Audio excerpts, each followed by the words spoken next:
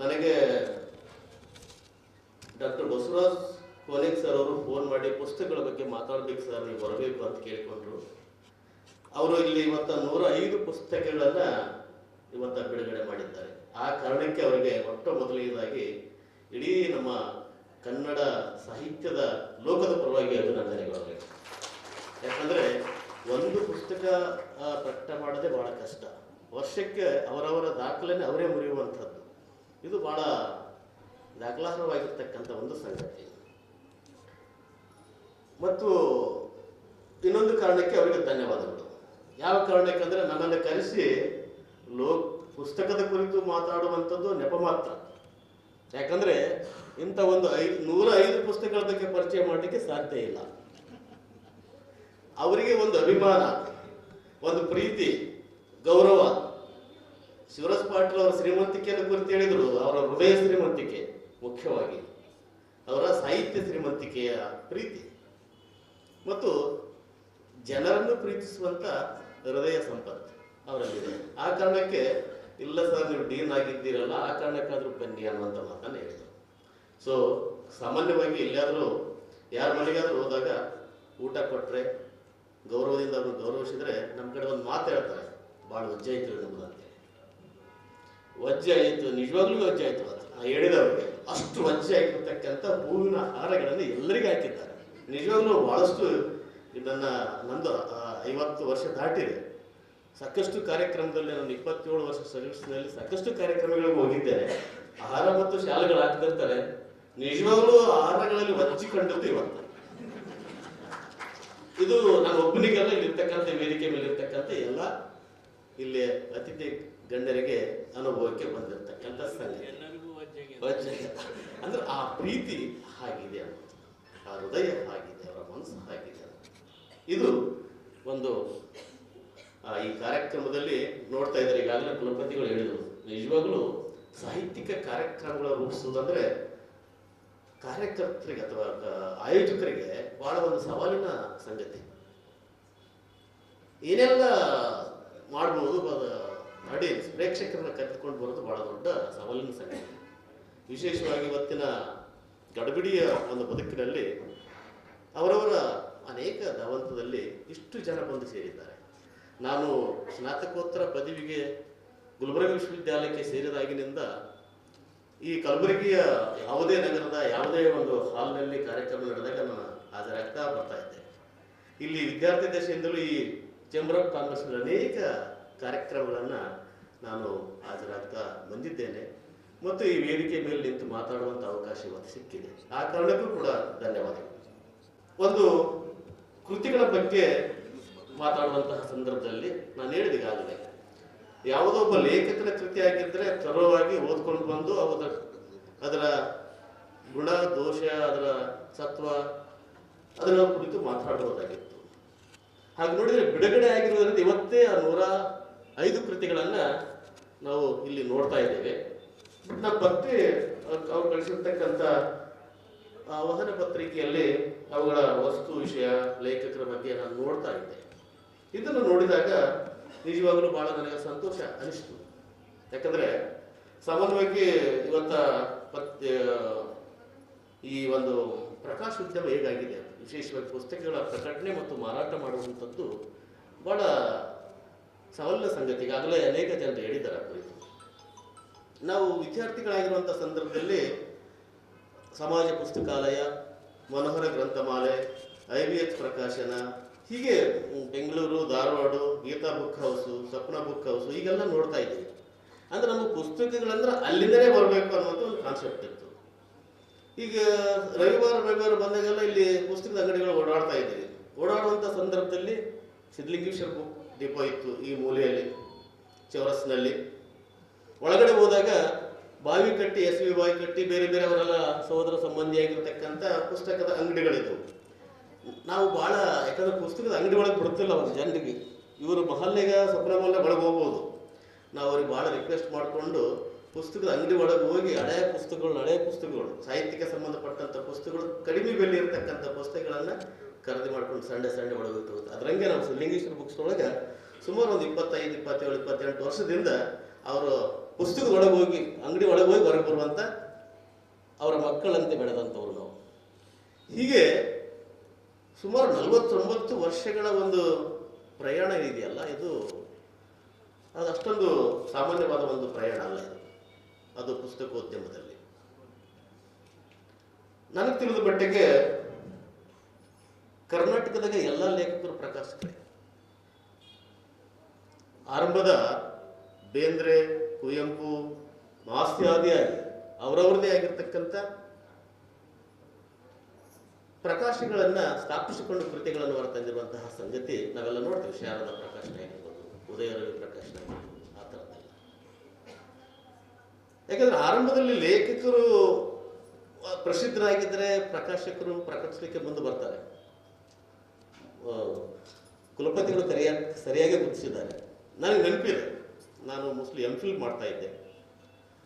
ಒಂದು ಸಲ ಸಿದ್ಲಿಂಗ್ ಅವರ ಬುಕ್ ಸ್ಟಾಲ್ನಲ್ಲಿ ಇದ್ದರು. ಬಸವರಾಜ್ ಅವರ ಪರಿಚಯ ಇರಲಿಲ್ಲ, ಅವ್ರು ಹಿರಿಯರು. ನಾನು ನನ್ನ ಒಂದು ಪುಸ್ತಕ ಒಂದು ಡಿಟಿಪಿ ಮಾಡಿಕೊಂಡು ಅವ್ರ ಹತ್ರ ಕೇಳಿದ್ದೆ. ನಾನು ಪುಸ್ತಕ ಹಾಗೆ ಪಬ್ಲಿಷ್ ಮಾಡ್ತಾ ಇದ್ರು ಅವರು. ನೋಡೋಣ ರಫ್ಪರಿಗೆ ಕೇಳಿದ್ರು, ನೀವು ಅಲ್ಲಿ ಒಂದು ಕಮಿಟಿ ಇರ್ತದೆ, ಎಷ್ಟು ಪಾಸ್ ಮಾಡ್ಬೋದು ಅಂತ. ಸರಿಯಾದ ಉತ್ತರವನ್ನು ಕೊಟ್ಟಿದ್ರು ಅವರು. ನಿಜವಾಗಿ ಇವತ್ತು ನೆನೆಸ್ಕೊಳ್ತಾ ಇದ್ದೀನಿ. ಸೊ ಯಾಕಂದರೆ ಅದಕ್ಕೆ ಅದರದ್ದೇ ಆದ ಕಮಿಟಿ ಇರ್ತದೆ, ಅವ್ರು ಸಾಕಷ್ಟು ನೋಡ್ತಾ ಇದ್ದೀನಿ. ಸೊ ಅದರಲ್ಲಿ ಆ ಪುಸ್ತಕ ನಿಜವಾಗಲೂ ಪಬ್ಲಿಷ್ ಆದರೆ ಮಾರಾಟ ಆಗುತ್ತಾ, ಸಾಹಿತ್ಯ ಲೋಕದಲ್ಲಿ ಇದು ಜನಪ್ರಿಯತೆ ಪಡೀತಾ, ಇದೆಲ್ಲ ನೋಡಿಕೊಂಡು ಪ್ರಕಾಶಕರು ಪಬ್ಲಿಷ್ ಮಾಡಬೇಕಾಗ್ತದೆ ಅಂತ. ಆಮೇಲೆ ಅದೇನಂತ ಕೊನೆಗೆ ನನಗೆ ಚಿನ್ನದ ಪದಕ ಒಂದು 8,000 ರೂಪಾಯಿ ಬಹುಮಾನ ಬಂದಿತ್ತು, ಅದರಲ್ಲಿ ಪ್ರಕಟಿಸಿದೆ. ಆ ಪುಸ್ತಕದಿಂದ ಹೆಸರು ಕೂಡ ಬಂತು ನನಗೆ, ಮತ್ತು ಹಣ ವಾಪಸ್ ಬಂತು. ಸೊ ಹೀಗೆ ಅಲ್ಲಿಂದ ಹೀಗೆ ಲೇಖಕರು ಕೂಡ ಹೀಗೆ ಪ್ರಕಾಶಕರಾಗಲಿಕ್ಕೆ ಒಂದು ಇಂತಹ ಉದಾಹರಣೆ.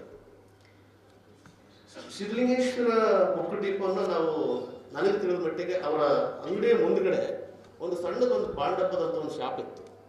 ಒಂದು ದಿವಸ ಮಳೆ ಬಂದಿತ್ತು. ಇವರು ಸ್ವತಃ ಪುಸ್ತಕಗಳನ್ನು ತೆಗಿತಾ ಇದ್ರು, ಹೊರಗಡೆ ಬಿಸಿಲಿಗೆ ಇಟ್ಟಿದ್ರು ಅವರು.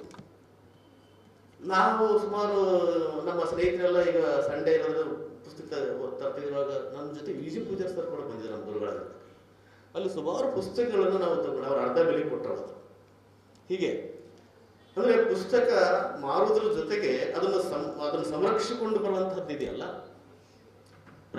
ಪ್ರಕಟಣೆಯ ಜೊತೆಗೆ ಬೇರೆ ಪ್ರಕಾಶಕರ ಪುಸ್ತಕಗಳನ್ನು ಕೂಡ ಮಾರ್ತಾ ಇದ್ರು.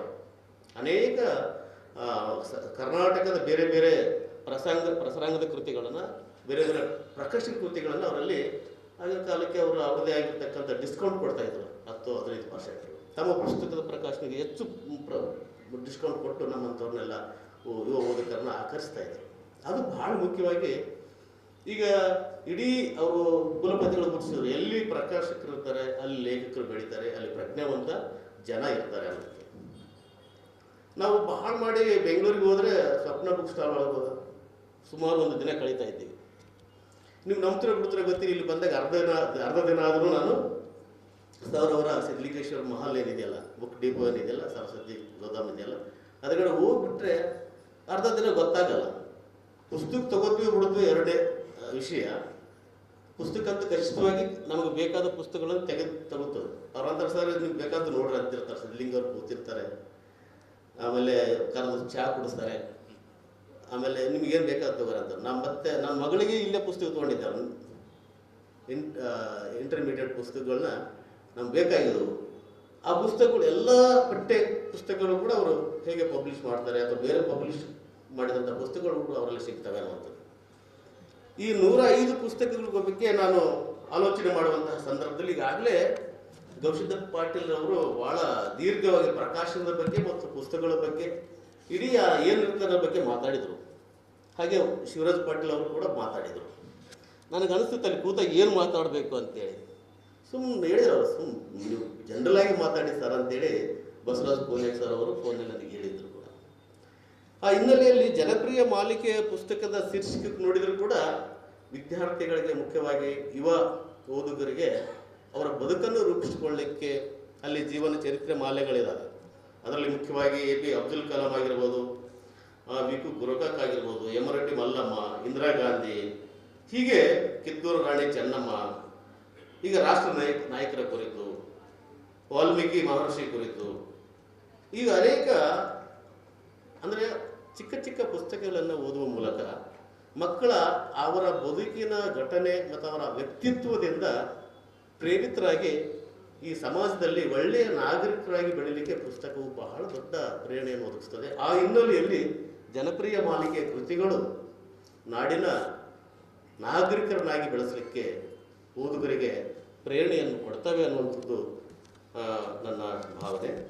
ಹಾಗೆ ಸಾಹಿತ್ಯಿಕ ಮಾಲೆ ಈ ಭಾಗದಲ್ಲಿ ನೋಡ್ತಾ ಹೋದರೆ ಜಾನಪದ ಕುರಿತು ದಲಿತ ಬಂಡಾಯ, ಗೌತಮ ಬುದ್ಧ ನಿರ್ವಚನ, ಹೃದಯದ ಹಾದಿ, ಮಹಾಮನೆ, ಹೀಗೆ ಈ ಸಾಹಿತ್ಯದ ಕುರಿತು ಅಧ್ಯಯನ ಮಾಡುವವರಿಗೆ, ಸ್ನಾತಕೋತ್ತರ ಅಥವಾ ಡಿಗ್ರಿ ಲೆವೆಲ್ನಲ್ಲಿ ಓದುವಂಥ ಮಕ್ಕಳಿಗೆ ಅಥವಾ ಸಾಹಿತ್ಯ ಆಸಕ್ತಿ ಉಳ್ಳ ಸಾಹಿತ್ಯ ಓದುಗರಿಗೆ ಈ ಸಾಹಿತ್ಯ ಮಾಲೆಯ ಕೃತಿಗಳು ದಾರಿದೀಪವಾಗ್ತವೆ ಅನ್ನುವಂಥ ಸೂಚನೆ ಪುಸ್ತಕಗಳ ಶೀರ್ಷಿಕೆಯಲ್ಲಿ ನಾವು ಕಾಣಲಿಕ್ಕೆ ಸಾಧ್ಯತೆ ಇದೆ ಅನ್ನೋದು.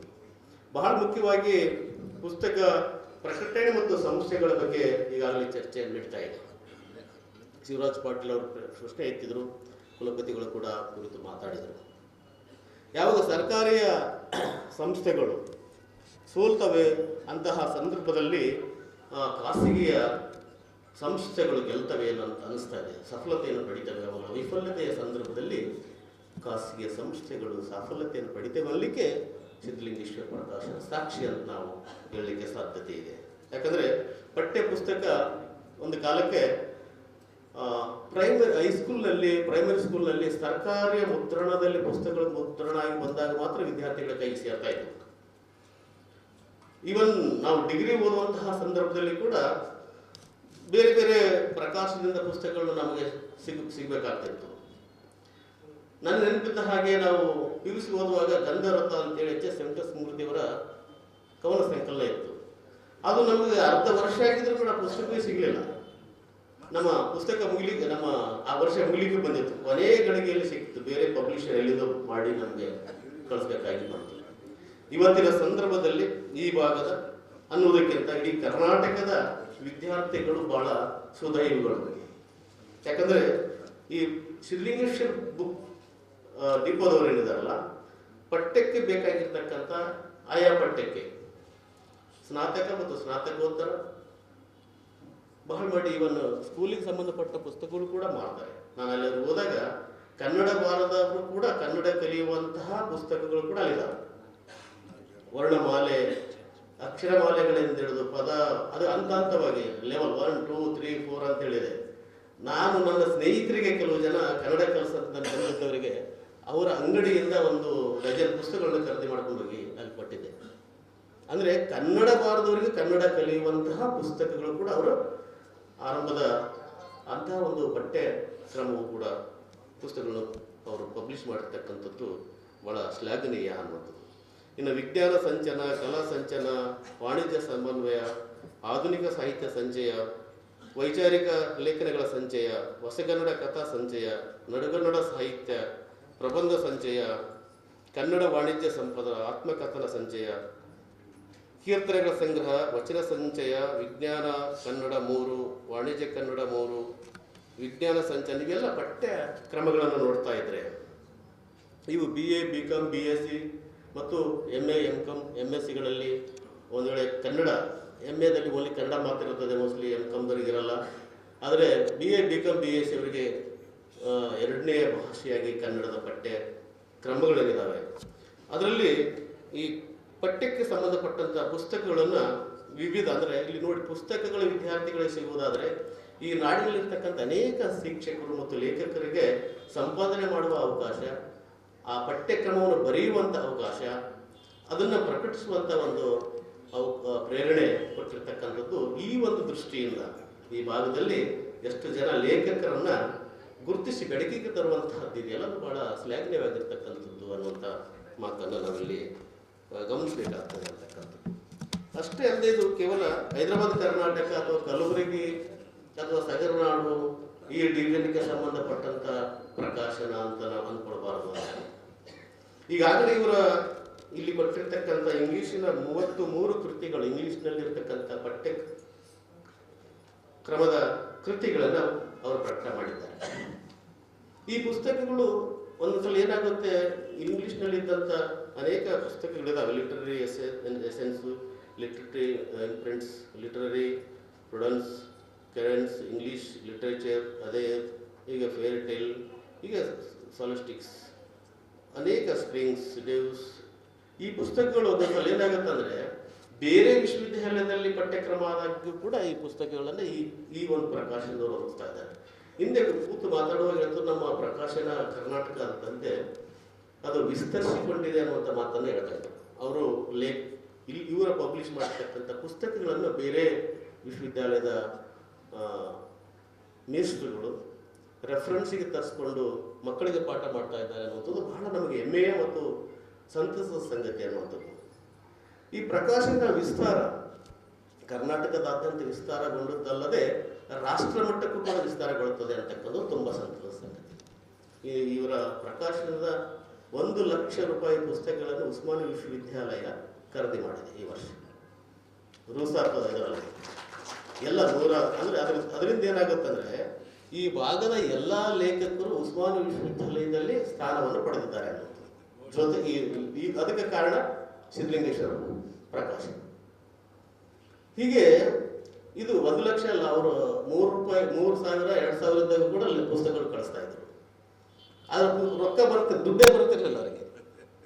ಅವ್ರು ಕಳಿಸೋದು VAR ಚಾರ್ಜ್, ಅದು ಚಾರ್ಜ್ ಆಗಿ ಅವ್ರಿಗಿನ್ನೂ 300, 400, 500 ರೂಪಾಯಿ ವರ್ಷಕ್ಕೆ ಲಾಸ್ ಆಗೋದು. ನಮಗೆ ಹಿಂದೆ 10,000 ರೂಪಾಯಿ ಪುಸ್ತಕ ಇರ್ತಿತ್ತು ಲೈಬ್ರರಿಗೆ. 10,000 ರೂಪಾಯಿ ಆದ್ರೆ ಡಿಸ್ಕೌಂಟ್ ಅಂದ್ರೆ ಅವ್ರು 15,000 ರೂಪಾಯಿ ಪುಸ್ತಕ ಕಳಿಸ್ತಾ ಇದ್ರು. ಅದು VAR ಚಾರ್ಜ್ ಒಂದು 300, 400 ರೂಪಾಯಿ ಅಂದರೆ ಒಂದೊಂದ್ಸಲ ಚೆಕ್ ಬರದೇ ಹೋಗೋದು. ಎಷ್ಟೋ ಸಲ ನನ್ನ ಗಮನಕ್ಕೆ ತಂದಾಗ ನಾನೇ ಅದು ಮತ್ತೆ ಮುಂದಿರಿಸಿ ಅದನ್ನೆಲ್ಲ. ಇಂಥ ಸಮಸ್ಯೆಗಳೆಲ್ಲ ಒಬ್ಬ ಪ್ರಕಾಶಕರಿಗೆ ಇರ್ತವೆ ಅಂತಕ್ಕಂಥದ್ದು. ಪುಸ್ತಕ ಒಂದ್ಸಲ ಮಾರಾಟ ಮಾಡಿಬಿಡ್ತಾರೆ. ವಿಶೇಷವಾಗಿ ನಮ್ಮಂಥ ವಿಶ್ವವಿದ್ಯಾಲಯಗಳಾಗಿರ್ಬೋದು, ಕಾಲೇಜುಗಳ ಲೈಬ್ರರಿಗಳಿಗೆ ಇವರು ದೊಡ್ಡ ಗ್ರಾಹಕರಂದ್ರೆ ಅದು ಆಗಿರ್ತದೆ. ವಿದ್ಯಾರ್ಥಿಗಳು ಬಂದು ತಗೊಳ್ಳೋದು ಬೇರೆ. ಅಂಥ ಸಂದರ್ಭದಲ್ಲಿ ಏನಾಗ್ತದೆ, ಈ ಲಾಭ ಮತ್ತು ನಷ್ಟದ ದೃಷ್ಟಿ ಬಂದಾಗ ಒಂದೊಂದ್ಸಲ ನಷ್ಟವೂ ಆಗುವಂಥ ಸಂದರ್ಭ. ಅಂತಹ ನಷ್ಟವನ್ನೂ ತೂಗಿಸಿಕೊಂಡು ಲಾಭವೂ ಬಯಸದೆ ಒಂದು ಕಡೆ ನಿರಂತರವಾಗಿ ಸಮಾಧಾನದಿಂದ ಹರಿಯುವ ನದಿಯ ಹಾಗೆ ಸಾಗಿ ಬಂದಿರತಕ್ಕಂಥ ಈ ಸಿದ್ಧಲಿಂಗೇಶ್ವರ ಪ್ರಕಾಶನ ಅಥವಾ ಬುಕ್ ಡಿಪೋ ಏನಿದೆಲ್ಲ ನಮ್ಮ ಭಾಗದ ಬಹಳ ದೊಡ್ಡ ಹೆಮ್ಮೆ ಮತ್ತು ನಮಗೆ ಬಹಳ ಗೌರವದ ಸಂಗತಿ ಅಂತ ನಾನು ಹೇಳಲಿಕ್ಕೆ ಇಲ್ಲಿ ಇಷ್ಟಪಡ್ತೇನೆ. ಹೀಗೆ ಹಿನ್ನೆಲೆಯಲ್ಲಿ ಜನಪ್ರಿಯ ಮತ್ತು ಪಠ್ಯಪುಸ್ತಕಗಳು, ಸಾಹಿತ್ಯ ಮಾಲಿಕೆ, ಅನೇಕ ಪುಸ್ತಕಗಳಿದ್ದಾವೆ. ಈ ಹಿನ್ನೆಲೆಯಲ್ಲಿ ಅವರು ಪುಸ್ತಕಗಳನ್ನು ಪ್ರಕಟಿಸಿ ಪ್ರತಿ ವರ್ಷ ಒಂದು ಉನ್ನತ ಅಧಿಕಾರಿಗಳನ್ನು, ಸಾಹಿತಿಗಳನ್ನು, ಸ್ವಾಮೀಜಿಗಳನ್ನು, ಅನೇಕ ಸಾಹಿತ್ಯ ಆಸಕ್ತರನ್ನು ಒಂದು ಕಡೆ ಸೇರಿಸಿ ಪುಸ್ತಕಗಳನ್ನು ಬಿಡುಗಡೆ ಮಾಡುವಂಥದ್ದು. ಆ ಮೂಲಕ ಈ ಭಾಗದಲ್ಲಿ ಸಾಹಿತ್ಯ ಕೃಷಿ ಮತ್ತು ಪ್ರಕಟಣೆ, ಪ್ರಸಾರ ಇವುಗಳನ್ನು ನಿರಂತರವಾಗಿ ನಿರ್ವಹಿಸಿಕೊಂಡು ಬಂದಿರತಕ್ಕಂಥ ಒಂದು ಜವಾಬ್ದಾರಿ ಇದೆಲ್ಲ. ಇದು ಇನ್ನಿತರ ಯಾವುದೇ ಜವಾಬ್ದಾರಿಗಳಿಗಿಂತ ಭಾಳ ದೊಡ್ಡದಂತ ನಾನು ಭಾವಿಸ್ತೇನೆ. ಯಾಕಂದರೆ ನಾವು ಹಿಂದೆ ಹೇಳ್ತಿದ್ದೆ ಅನ್ನದಾನಕ್ಕಿಂತ ಈ ಜ್ಞಾನ ದಾಸೋಹ ಭಾಳ ಶ್ರೇಷ್ಠ ಅಂತೇಳಿ ಭಾವಿಸುತ್ತಾ ಇಂಥ ಒಂದು ಕೊಡುಗೆಯನ್ನು ಕೊಟ್ಟಿರ್ತಕ್ಕಂಥ ಅವರಿಗೆ ಅಭಿನಂದಿಸುತ್ತಾ, ಹಾಗೆ ಅವರ ಕುಟುಂಬ, ಇಡೀ ಅವರ ಕುಟುಂಬ, ಮಕ್ಕಳು, ಮೊಮ್ಮಕ್ಕಳು, ಸೊಸೆಯಂದರು, ಅವರ ಸಹೋದರರು ಈ ಒಂದು ಉದ್ಯಮದಲ್ಲಿ ಇಡೀ ತಮ್ಮ ಬದುಕನ್ನು ಸಮರ್ಪಿಸಿಕೊಂಡು ಸಾಗಿಸಿಕೊಂಡು ಹೋಗ್ತಿದ್ದಾರೆ. ಹಾಗೆ ನಿರಂತರವೂ ಹೋಗಲಿ. ಅವರು ಕೂಡ 100 ವರ್ಷ ಬಾಳಿ ಈ ಭಾಗದ ಇನ್ನೂ ಅನೇಕ ಪ್ರತಿಭಾವಂತ ಲೇಖಕರನ್ನು ಗುರುತಿಸುತ್ತಾ ಅವರ ಬೆಳವಣಿಗೆಗೆ ಕಾರಣೀಭೂತರಾಗಿದ್ದಾರೆ. ಹಾಗೆ ನಿರಂತರವಾಗಿ ಸಾಗಲಿ ಅಂತೇಳಿ ಹೇಳುತ್ತಾ ಈ ಅವಕಾಶ ಕೊಟ್ಟದ್ದಕ್ಕೆ ಮತ್ತು ಸನ್ಮಾನಿಸೋದಕ್ಕೆ ನಾವೆಲ್ಲರೂ ಬಹಳ ಸಮಾಧಾನದಿಂದ, ಶಾಂತದಿಂದ ಎಲ್ಲರಿಗೂ ವಂದಿಸುತ್ತಾ ನನ್ನ ಆಶಯ. ಕಾರ್ಯಕ್ರಮದಲ್ಲಿ ಸ್ವಲ್ಪ ಬದಲಾವಣೆ. ಸಲಹಾ ಸಮಿತಿಯ ಸದಸ್ಯರಿಗೆ ಗೌರವ ಸನ್ಮಾನ. ಈ ವೇದಿಕೆಯ ಮುಂಭಾಗದಲ್ಲಿರುವಂಥ ಹಿರಿಯ ಸಲಹಾ ಸಮಿತಿಯ ಸದಸ್ಯರಾಗಿರುವಂಥ ಡಾಕ್ಟರ್ ಗವಿಸಿದ್ದಪ್ಪ ಪಾಟೀಲ್ ಅವರು ವೇದಿಕೆಗೆ ಆಗಮಿಸಬೇಕು. ಇನ್ನೋರ್ವ ಸಲಹಾ ಸಮಿತಿಯ ಸದಸ್ಯರಾಗಿರುವಂಥ ಡಾಕ್ಟರ್ ಸ್ವಾಮಿರಾವ್ ಕುಲಕರ್ಣಿ ಸರ್ ಅವರು ಕೂಡ ವೇದಿಕೆಗೆ ಆಗಮಿಸಬೇಕು. ಮತ್ತು ಇನ್ನೋರ್ವ ಸಲಹಾ ಸಮಿತಿಯ ಸದಸ್ಯರಾಗಿರುವಂಥ ಡಾಕ್ಟರ್ ಕಾವ್ಯಶ್ರೀ ಮಾಗಾಂವ್ಕರ್ ಮೇಡಮ್ ಅವರು ವೇದಿಕೆಗೆ ಆಗಮಿಸಬೇಕು. ಮತ್ತು ಇನ್ನೋರ್ವ ಸಲಹಾ ಸಮಿತಿಯ ಸದಸ್ಯರಾಗಿರುವಂಥ ಡಾಕ್ಟರ್ CC ನಿಂಗಣ್ಣ ಅವರು ಕೂಡ ವೇದಿಕೆಗೆ ಆಗಮಿಸಬೇಕು.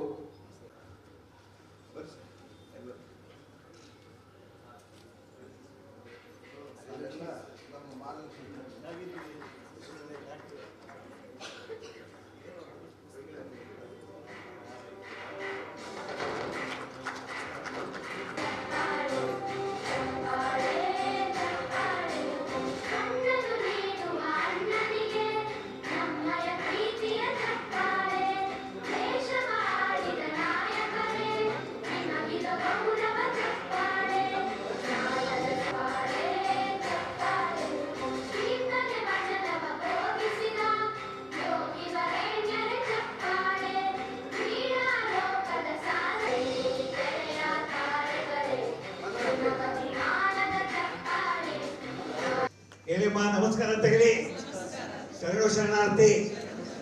ಕೂತೇ ಇದ್ದೀರಿ, ಮೌನವಾಗಿದ್ದೀರಿ, ನಾವು ಮಾತಾಡ್ತಿದ್ದೀವಿ ಅಷ್ಟೇ. ಭಾಗ್ಯದ ಲಕ್ಷ್ಮೀ ಬಾರಮ್ಮ,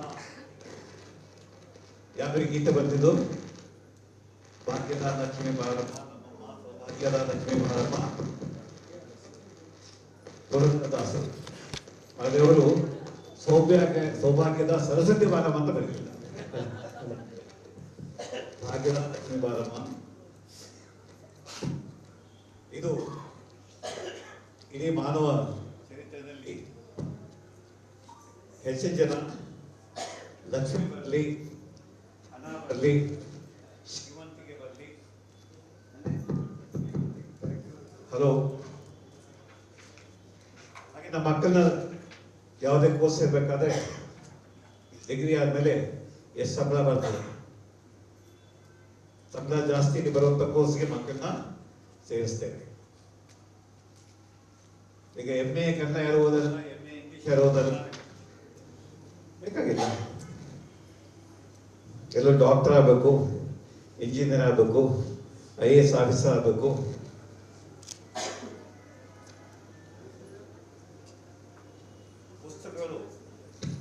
ಪುಸ್ತಕಗಳು ಮನುಷ್ಯನನ್ನ ಎಲ್ಲಿ ಕರ್ಕೊಂಡು ಹೋಗುತ್ತನ್ನೋಕ್ಕೆ ನಾನೇ ಸಾಕ್ಷಿ.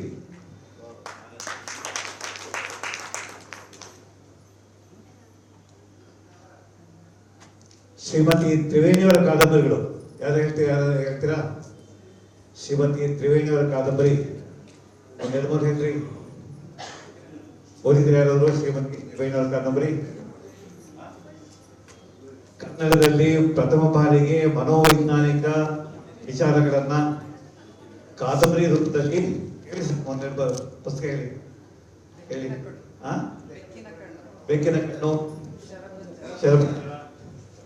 ಮುಚ್ಚಿದ ಬಾಗಿಲು, ಬೆಟ್ಟ. ಆ ಪುಸ್ತಕಗಳನ್ನ ಹೈಸ್ಕೂಲ್ನಿಂದಲೇ ಓದಿದ್ದೆ. ಓದಿ ನಾನು ಮನೋವೈದ್ಯರಾಗಬೇಕು ಅಂತಕ್ಕಂಥ ಆಸೆ ಬಂದಿದ್ದು ಆ ಪುಸ್ತಕದಿಂದ. ತ್ರಿವೇಣಿಯವರ ಪುಸ್ತಕ ಬರೀದೆ ಹೋಗುತ್ತಿದ್ರೆ ಆ ಪುಸ್ತಕ ನಾನು ಓದಲಿಲ್ಲ ಅಂತಂದ್ರೆ ನಾನು ಮನೋವೈದ್ಯ ಆಗ್ತಿರ್ಲಿಲ್ಲ. 72, 73 MBBS ಮಾಡಿದ್ದೇನೆ. ನನ್ನ 150 ಜನ ಸಹಪಾಠಿಗಳು ಯಾರೂ ಮನೋವೈದ್ಯಕೀಯವನ್ನು ಆಯ್ಕೆ ಮಾಡ್ಕೊಳ್ಳಿಲ್ಲ. ಏಕೆ? ಹುಚ್ಚ ಆಸ್ಪತ್ರೆ ಯಾಕೆ ಹೋಗಿ ಕೆಲಸ ಮಾಡೋದು? ನಾನು ತಮಾಷೆ ಮಾಡೋದು. ಚಂದ್ರಶೇಖರ್, ನಿನಗೆ ಬುದ್ಧಿ ಇಲ್ಲ, ಸೈಕ್ಯಾಟ್ರಿಯಾಗಿ ತಗೊಳ್ತೀಯ ಅಂತ. ಇರೋ 2 mental hospital, Bengaluru mental hospital, ಧಾರವಾಡದ ಹುಚ್ಚ ಆಸ್ಪತ್ರೆ. ಇಲ್ಲೂ ಮನೋವೈದ್ಯರೇ ಇರಲಿಲ್ಲ ರೀ. ಹಾಗೆ ಇನ್ನೊಂದು ಪ್ರಶ್ನೆ ಕೇಳ್ತೇನೆ, ನೋಡೋಣ ಇಲ್ಲಿ ಎಷ್ಟು ಜನ ಆಯ್ತು. ಇದುವರೆಗೆ ಕೇಂದ್ರ ಸಾಹಿತ್ಯ ಅಕಾಡೆಮಿ ಪ್ರಶಸ್ತಿ ಒಂದು ಆರೋಗ್ಯ ಕೃತಿಗೆ ಲಭ್ಯ ಆಗಿದೆ. ಆರೋಗ್ಯ ಅಥವಾ ವಿಜ್ಞಾನ ಕೃತಿಗೆ ಯಾವ ಕೃತಿ? ಕೇಂದ್ರ ಸಾಹಿತ್ಯ ಅಕಾಡೆಮಿ ಅವಾರ್ಡ್ ಒಂದೇ ಒಂದು ಪುಸ್ತಕ ಇದುವರೆಗೂ ಅದರಲ್ಲಿ ಬಂದಿರತಕ್ಕಂಥದ್ದು. ಹಿಂದೆ ಬಂದಿರಲಿಲ್ಲ, ಆಮೇಲೆ ಬರೆದೂ ಇಲ್ಲ. ಯಾವ ಪುಸ್ತಕ? ಯಾರು ಬರೆದಿದ್ದು? ಯಾ ಸರ್? ಇಲ್ಲ, ಆ ಭಾಗ್ಯ ನನಗಿನ್ನೂ ಬಂದಿಲ್ಲ. ಡಾಕ್ಟರ್ ಎಂ ಶಿವರಾಮ್, ರಾಶಿ, ಕೊರವಂಜಿಯ ರಾಶಿಯವರು ಬರೀ MBBS ಅಷ್ಟೇ. ಮೆಸ್ಟಿಕ್ ಟಾಕೀಸ್ ಪಕ್ಕದಲ್ಲಿ ಒಂದು ಸಿಟಿ ಡಿಸ್ಪೆನ್ಸರಿ ಓಪನ್ ಮಾಡ್ಕೊಂಡು ಪ್ರಾಕ್ಟೀಸ್ ಮಾಡ್ತಾರೆ. ನಮ್ಮ ಮೆಡಿಕಲ್ ಸ್ಟೂಡೆಂಟ್ ಆಗಿ ನಾನು ಒಂದ್ಸರಿ ಜ್ವರ ಬಂದಾಗ ಹೋಗಿ, ಸಾರ್ ಜ್ವರ ಬಂದಿದೆ ಸರ್ ಹೋಗಿದ್ದೆ. ಅವರು ಬರೆದಂಥ ಮನೋನಂದನ 1965. ಹಾಗೆ ಮನಮಂಥನ, ಹನುಮಂತನಿಗೆ ಕೇಂದ್ರ ಸಾಹಿತ್ಯ ಅಕಾಡೆಮಿ ಅವಾರ್ಡು. ಇವತ್ತು ಕೂಡ ಅದೊಂದು ಶ್ರೇಷ್ಠ ಕೃತಿ. ಅವೆರಡು ಓದಿದ ಮೇಲೆ ಇನ್ನಷ್ಟು ನನ್ನ ಆಸೆ ಬಲವಾಯಿತು ಮನೋವೈದ್ಯಕೀಯಕ್ಕೆ ಬರಲಿಕ್ಕೆ. ಸಾಹಿತ್ಯ ನನ್ನನ್ನು ರಾಷ್ಟ್ರಪತಿ ಭವನಕ್ಕೆ ಕರ್ಕೊಂಡು ಹೋಗ್ತೀರಿ. ಇದು ಪದ್ಮಶ್ರೀ ಯಂಗ್ಸ್ಟರ್ಸ್ ಅತ್ಯಂತ ಭಾರತದ ಅತ್ಯಂತ ದೊಡ್ಡ ಪ್ರಶಸ್ತಿಯಾದಮ್ಮ ಭಾರತ ಸರ್ಕಾರ ಕೊಡ್ತಕ್ಕಂಥ ನಂಬರ್ 1 ಪ್ರಶಸ್ತಿಯಾದ ನಮ್ಮ ಹೆಂಗಸರಿಗೆ ಬೆಳಿಗ್ಗೆ ಕೇಳಿದ್ರೆ ಟೈಮ್ ಬರ್ತಾ ಇದ್ದೆ 9ನೇ ಕ್ಲಾಸ್ ಹುಡುಗಿ ಸ್ಮಾರ್ಟ್ ಆಗಿದ್ದಾಳೆ, ಯಾವ್ದು ಮತ್ತೆ ಗೊತ್ತಿಲ್ಲ ಸರ್, ಗೊತ್ತಿಲ್ಲ. ಭಾರತ ರತ್ನ, ಭಾರತ ರತ್ನ.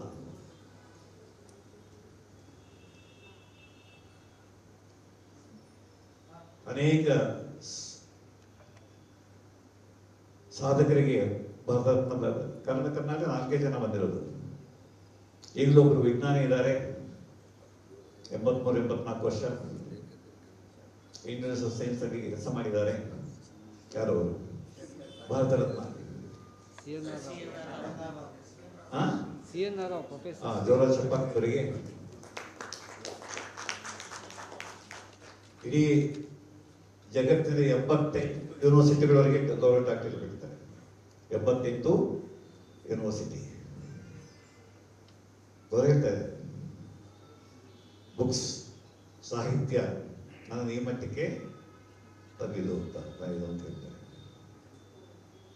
ಇವತ್ತು ನಮಗೆಲ್ಲ ಈ ಮಾಲೆ ಹಾಕಿದ್ದೀರಿ, ಈಗಾಗಲೇ ಬಾಧಕ್ಷರವಾಗಿದೆ, ಸಾಯಂಕಾಲ ಬಾಳ ಹೋಗುತ್ತೀರಿ. ಅದು ಈ ಮಾಲೆ ಬಾಳ್ತಾ ಹೂವಿನ ಮಾಲೆ ಬಾಡ ಹೋಗುತ್ತೆ ಸಾಯಂಕಾಲ. ಆಗಲೇ ಬ್ಯಾಗ್ ಹಾಕ್ಬಿಟ್ಟು ಆಗಲೇ ಬಾಡ್ತಾ ಇದೆ, ನಾನು ಹೊರಗಡೆ ಇಟ್ಟು ಗಾದೆಯಲ್ಲಿ ಇನ್ನಷ್ಟು ಇರಲಿ ಅಂತ. 105 ಪುಸ್ತಕಗಳ ಈ ಪುಸ್ತಕ ಮಾಲೆ ಬಾಡುವುದಿಲ್ಲ.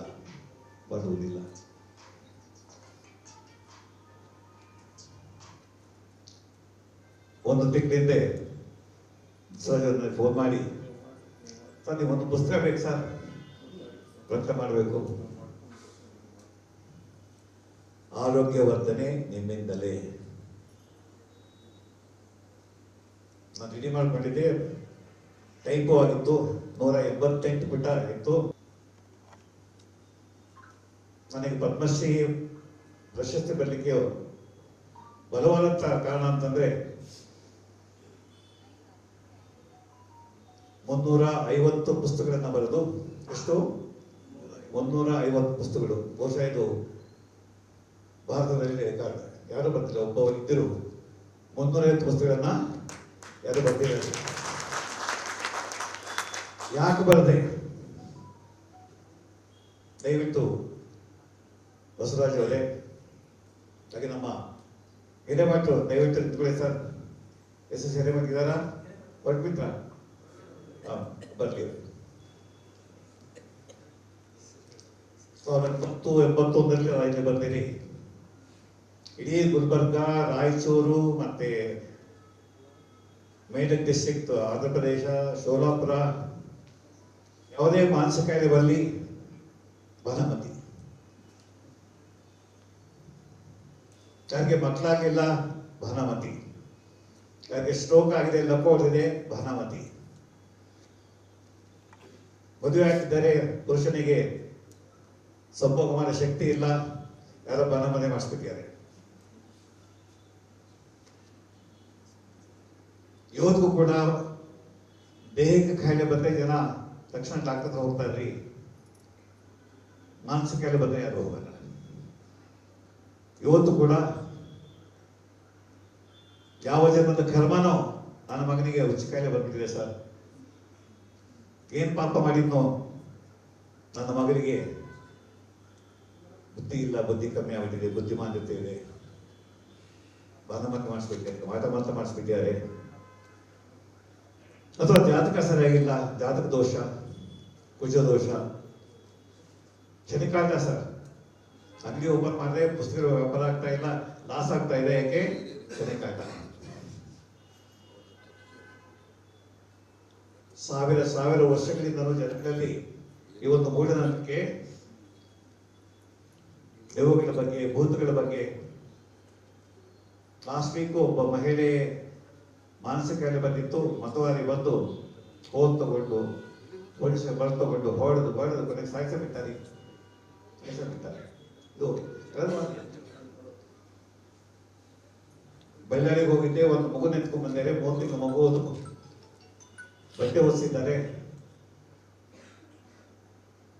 ಉಸಿರೇ ಇಲ್ಲ, ಸಾಯೋ ಸ್ಥಿತಿ ಬಂದಿದೆ. ಏನು ಕಷ್ಟ ರೀ, ಈ ಮಗುಗೆ ಫಿಕ್ಸ್ ಬರ್ತ್ರಿ.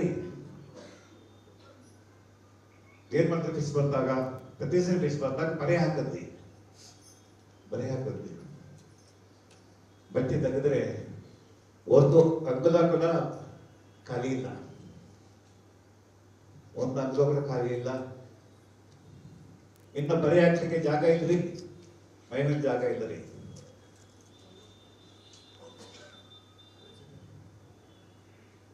ಇದು ಗ್ರಾಮೀಣ ಪ್ರದೇಶ ಅಷ್ಟೇ ಅಲ್ರಿ, ಪಟ್ಟಣ ಪ್ರದೇಶದಲ್ಲೂ ಇದೆ. ಇವತ್ತು ಕೂಡ ನಮ್ಮ ನಿವಾಸ 39 ವರ್ಷ ನಿವಾಸ ಕೆಲಸ ಮಾಡಿದ್ದೇನೆ. ಫೋನ್ ಇಲ್ಲ, ಪೋಸ್ಟ್ ಕಾರ್ಡು, ಎಷ್ಟೋ ಜನಕ್ಕೆ ಪೋಸ್ಟ್ ಕಾರ್ಡ್ ನೋಡಿಲ್ಲ. ನಮ್ಮ ಅಥೆಂಟಿಕೇಟ್ ಎಲ್ಲ ಸುಳ್ಳು. ಹಾಗೆ ಅದು ನನಗರ್ಥ ಇಲ್ಲ ಅಂತ ಗೊತ್ತಿಲ್ಲ. ಸೊ ಮೊಬೈಲ್ ಅಥವಾ ಅದರ ಪುಸ್ತಕಗಳಲ್ಲಿ ಬರ್ತಕ್ಕಂಥದ್ದು ಅಧಿಕೃತ ಮಾಹಿತಿ. ಆದ್ರಿಂದ ಅನಿವ ಬಗ್ಗೆ ಪುಸ್ತಕ ಬಗ್ಗೆ ಮಾಹಿತಿ. ಗಂಡ ಹೆಂಡತಿ ಇಬ್ಬರು, ನಾನು ಮತ್ತೆ ಡಾಕ್ಟರ್ ಸೋಮೇಶ್ವರ್ ಅವರ ಒಟ್ಟು 60-70 ಪುಸ್ತಕಗಳನ್ನ ಬರ್ತ ಮಾಡಿದ್ದಾರೆ. ಯಾಕೆ ಮಾನಸಿಕ ಯಾಕೆ ಬರ್ತದೆ? ಇದು ಭೋಜನ ಕರ್ಮಬಲ್ಲವೇ ಅಥವಾ ನಾವೇ ಟೆನ್ಷನ್ ಮಾಡ್ಕೊಂಡು ಇಸ್ಕೊಳ್ತೀವ? ಹೆಂಡತಿನ ಬೈತಾರೆ ಸರ್, ಹೆಂಡತಿ ಪ್ರತಿ ನಿಮಿಷ ಒಬ್ಬರು ಇಂಡಿಯಾದಲ್ಲಿ ಆತ್ಮಹತ್ಯೆ ಮಾಡ್ಕೊಂಡು ಸಾಯ್ತಾ ಇದ್ದಾರೆ. ಇದು ನಾವು ಶುರು ಮಾಡಿ 11 ಶುರು ಮಾಡಿದ್ವಿ. ಎಷ್ಟು ನಿಮಿಷ ಆಯ್ತು ಅಷ್ಟೇ. ಅವರಿಗೆ ಕಷ್ಟವನ್ನು ಸಹಿಸುವ ಶಕ್ತಿ ಇಲ್ಲ ರೀ. ಅಕಾಡೆಮಿಕ್ ಫೇಲ್ಯೂರ್ ಆತ್ಮಹತ್ಯೆ, ಲವ್ ಫೇಲ್ಯೂರ್ ಆತ್ಮಹತ್ಯೆ, ಟೀಚರ್ ವರ್ಷ ಪೆಟ್ರೋಲ್ ಸುರ್ಬಿಟ್ಟು ಬೆಂಕಿ ಹಚ್ಕೊಂಡು ಮೇಡಮ್ ನನ್ನ ಸಾವಿಗೆ ನೀವೇ ಕಾರಣ, ನಾನು ಹೋಮ್ವರ್ಕ್ ಮಾಡಿಲ್ಲ, ಯಾಕೆ ಅಮ್ಮನ ಪಕ್ಕ ನಿಲ್ಲಬೇಕಾಯ್ತು, ಅದಕ್ಕೋಸ್ಕರ ಹೋಮ್ವರ್ಕ್ ಮಾಡೋಕ್ಕಾಗಲಿಲ್ಲ, ನೀವು ಕೇಳಲಿಲ್ಲ, ನಾನು ಅವಮಾನ ಮಾಡಿದ್ದೆ. ಆತ್ಮಹತ್ಯೆ ಮಾಡ್ಕೊಳ್ಳೋ ವಿಚಾರ ಹೇಗೆ ಬಂತು? ಪೆಟ್ರೋಲ್ ತಂದು ಸುರ್ಕೊಂಡು ಬೆಂಕಿ ಹಚ್ಕೊಂಡು ಸಾಯುವ ಯೋಚನೆ ಬಂತು. ನಮ್ಮ ಟಿವಿಗಳು 56 ಪುಸ್ತಕಗಳನ್ನು ನನ್ನ ಸಂಪಾದಕ ಮಾಡಿಸಿದ್ರು. ವ್ಯಕ್ತಿತ್ವ ವಿಕಸನ, ಪರ್ಸನಾಲಿಟಿ ಡೆವಲಪ್ಮೆಂಟ್. ಒಂದೊಂದು ಪುಸ್ತಕವು 10 ಅಡ್ಡೆ ಮಾಲೆ ಮಾಡಿದ್ರು. ನಮ್ಮ ಸಿದ್ಲಿಂಗಯ್ಯನವರು ಪ್ರಾಧಿಕಾರದ ಅಧ್ಯಕ್ಷರಾಗಿದ್ದಾಗ ಚಂದ್ರಶೇಖರ್ ನಮ್ಮ ಜನಕ್ಕೆ ಆರೋಗ್ಯ ಏನೋ ಗೊತ್ತಿಲ್ಲ, ಡಾಕ್ಟರ್ ಮಾನಸ ಬಂದಿದ್ದಾರೆ, ಅವ್ರಿಗೆ ಹೋಗಿ ಹೇಳಿದೆ, ಸರ್ ಎಲ್ಲ ಪುಸ್ತಕ ಮುಗಿದೋಗಿದೆ, ಇನ್ನೊಂದ್ಸರಿ ನೀವು ಮರುಮುದ್ರಣ ಮಾಡಿ. ಸೊ ಹಾಗಾಗಿ ದಯವಿಟ್ಟು ಪ್ರತಿಯೊಬ್ಬರು ನಮ್ಮ ವಯಸ್ಸಿನ ನಾವೇ ಓದಿದ್ದೇವೆ, ಆದರೆ ಈಗಿನ ಮಕ್ಕಳು ಓದ್ತಾ ಇದ್ದಾರೆ. ವಾಪಸ್ ಹೋಗಿ ನಿಮ್ಮ ಮಕ್ಕಳು ಮೊಮ್ಮಕ್ಕಳು ಟೆಕ್ಸ್ಟ್ ಬುಕ್ ಅಲ್ಲ, ಅನಿಮಿ ಯಾಕೆ ಬರ್ತದೆ, ಮೂಲೆ ಯಾಕೆ ಜೊಳ್ಳಾಗುತ್ತೆ, 60 ವಯಸ್ಸು ಬಂತು ಅಂತಾರೆ ಮೆಟ್ಟಿರುವಾಗ ಬೀಳ್ತಿದ್ದೆ ಕಾಲು ಮುರಿದೋಗುತ್ತೆ, ಸೊಟ್ಟ ಮುರಿದೋಗುತ್ತೆ. ಅವ್ರು ಜೊಲ್ಲು ಮೂಲೆ ಆಗಕ್ಕೆ ಏನು ಕಾರಣ ಗೊತ್ತಿಲ್ಲ ಸರ್. ಗ್ರಾಚಾರ ಸರಿಯಾಗಿಲ್ಲ ಸರ್. ಇಳಿಯೋಕೆ ಹೋದ್ರು ತಾತ ಬಿದ್ದೋದು ಸರ್, ದೊಡ್ಡಿ ಮುರಿದೋದು ಸರ್, ಸತ್ಯ ಹೋದ್ರು ಸರ್. ಜೊಲ್ಲು ಮೂಲೆ ತಡೆಗಟ್ಟೋದು ಹೇಗೆ? ಸೊ ಹಾಗಾಗಿ ಇವತ್ತು ಅತ್ಯಂತ ಅದ್ಭುತವಾದಂಥ ಕೆಲಸವನ್ನ ಬಸವರಾಜ್ ಅವರು ಮಾಡಿದ್ದಾರೆ. ಸ್ವಪ್ನ ಅವರು ಹೇಳ್ತಾರೆ 70 ಪುಸ್ತಕ ಮಾಡಿದ್ದೇವೆ, ನಾವೇ ಗ್ರೇಟ್ ಅಂತ. ಲಾಸ್ಟ್ ವೀಕು ಡಿಸೆಂಬರ್ 30 ಗಾಂಧಿ ಭವನದಲ್ಲಿ 70 ಪುಸ್ತಕಗಳ ಲೋಕಾರ್ಪಣೆ ಆಯಿತು. ನನ್ನೊಂದು ಪುಸ್ತಕ ಬಂತು. ಹದಿವರಿಗೆ ದೇಹ ಹೆಣ್ಣು ಗಂಡು ದೇಹ ವಿಜ್ಞಾನ ಬದುಕುವ ಕಲೆ ಹೇಗೆ ಬರೆದುಕೊಟ್ಟೆ. ಅವರು 70ನೇ ದೊಡ್ಡ ಸಾಧನೆ. ಇವತ್ತು ಬಸವರಾಜ್ ಅವರು 105 ಪುಸ್ತಕ, ದೂರ ಚಪ್ಪಾಳೆ.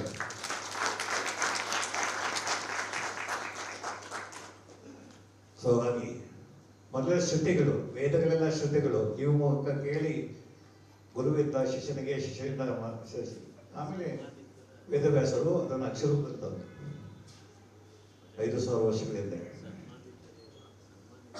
ಸೊ ಮನುಷ್ಯನ ಹೆಗ್ಗಳಿಕೆ ಅಂತಂದ್ರೆ ಅಕ್ಷರವನ್ನ ಕಲಿಯುವುದು, ಅಕ್ಷರವನ್ನ ಕಲಿಯುವುದು. ಇಲ್ಲಾಂದ್ರೆ ಎಲ್ಲ ಅನುಭವಗಳು, ಎಲ್ಲ ಜ್ಞಾನವು ಇಷ್ಟು ದಿವಸ ಬದುಕೋ ಸಾಧ್ಯತೆ ಇಲ್ಲ. ಶಾಲೆಗಳಲ್ಲಿ ಬಂತು, ಆಮೇಲೆ ಪುಸ್ತಕಗಳು ಬಂತು, ಆಮೇಲೆ ಈಗ ಈ ಬುಕ್ ಇದೆ, ಆಡಿಯೋ ಬುಕ್ ಇದೆ, ವಿಜುವಲ್ ಬುಕ್ ಇದೆ. ಸೊ ಈ ಪುಸ್ತಕಗಳು ನಿಜವಾಗಿ ಮನುಷ್ಯನ ಬೆಸ್ಟ್ ಫ್ರೆಂಡ್. ಆದರಿಂದ ಈ ಒಂದು ಸಮಾರಂಭಕ್ಕೆ ತಾವುಗಳೆಲ್ಲ ಬಂದಿದ್ದೀರಿ. ಪುಸ್ತಕ ಪ್ರೀತಿಯನ್ನು ಬೆಳೆಸಿ ಮುಖ್ಯವೇ ನಮ್ಮ ನೆಕ್ಸ್ಟ್ ಜನರೇಷನ್, ನಿಮ್ಮ ಮಕ್ಕಳು ಮಕ್ಕಳಿಗೆ ಯಾವುದೇ ಗಿಫ್ಟ್ಸ್ ಕೊಟ್ಟಾಗ ದಯವಿಟ್ಟು ಈ ಥರ ಹಾರಕ್ಕೆ ಒಂದು ಬೆಲೆ ಇದೆ. ಅವ್ರು ಪುಸ್ತಕ ಕೊಡ್ರಿ, ಬರ್ಡೇ ಮಾಡಿದಾಗ ಬರೀ ಕೇಕ್ ಕಟ್ಟಿಸ್ಬಿಟ್ಟು ಹ್ಯಾಪಿ ಬರ್ಡೇ ಅನ್ನೋ ಬದಲು ದೀಪ ಹಚ್ಚಿ ಹಲಸಲು ಕೇಕ್ ಕೊಡೋ ಬದಲು ಅದರ poison, cake is a poison. 15 ದಿವಸ 20 ದಿವಸ ಹಿಂದೆ ಮಾಡಿರ್ತಾನೆ, ದಿನ ಸ್ಪ್ರೇ ಮಾಡ್ತಿರ್ತಾನೆ, ಕಡದಲ್ಲಿ ಕಟ್ ಮಾಡಿ ವಿಷ ಹಂಚಿಸ್ತಾ ಇದ್ದೇವೆ.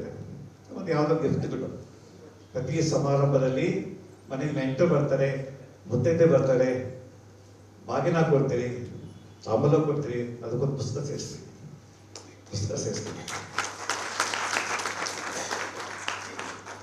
ಸಿದ್ಧಲಿಂಗೇಶ್ವರ ಅಂಗಡಿಗೆ ಹೋಗಿ ನಿಮ್ಗೆ ಯಾವ ಪುಸ್ತಕ ಬೇಕು ಒಂದಷ್ಟು ಮನೆ ಪುಸ್ತಕ ಇಟ್ಕೊಳ್ಳಿ. ಮನೆಗೆ ಬಂದ ಅತಿಥಿಗಳಿಗೆ ಒಂದು ಪುಸ್ತಕ ಕೊಡಿ. 10 ಜನ ಕೊಟ್ಟರೆ ಒಬ್ಬರಾದ್ರೂ ಓದ್ತಾರೆ, ಇಬ್ಬರಾದ್ರೂ ಓದ್ತಾರೆ.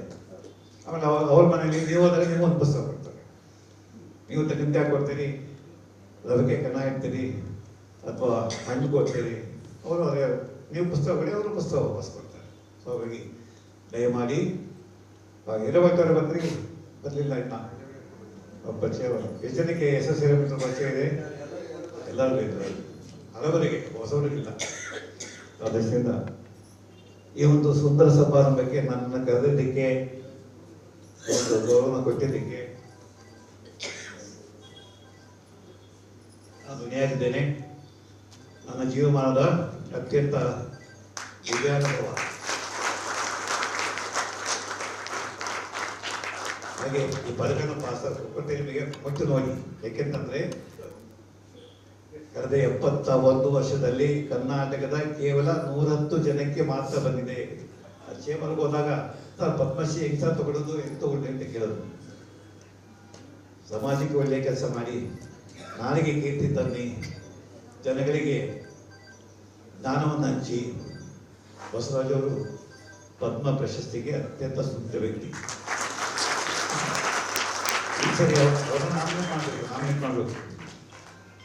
ಜುಲೈ ಆಗಸ್ಟ್ನಲ್ಲಿ ಬರ್ತದೆ. ಯಾಕಂದ್ರೆ ಕೇಂದ್ರ ಸರ್ಕಾರ ಇವತ್ತು ಯಾವುದೇ ಶಿಫಾರಸ್ಸಿಲ್ಲ, ಯಾವುದೇ ಇವನು ಇಂಥವನು, ಈ ಜಾತಿ ಆ ಜಾತಿ, ಆ ಧರ್ಮ ಈ ಧರ್ಮ, ಈ ಸ್ಟೇಟು ಆ ಸ್ಟೇಟ್ ಏನೂ ಇಲ್ಲ.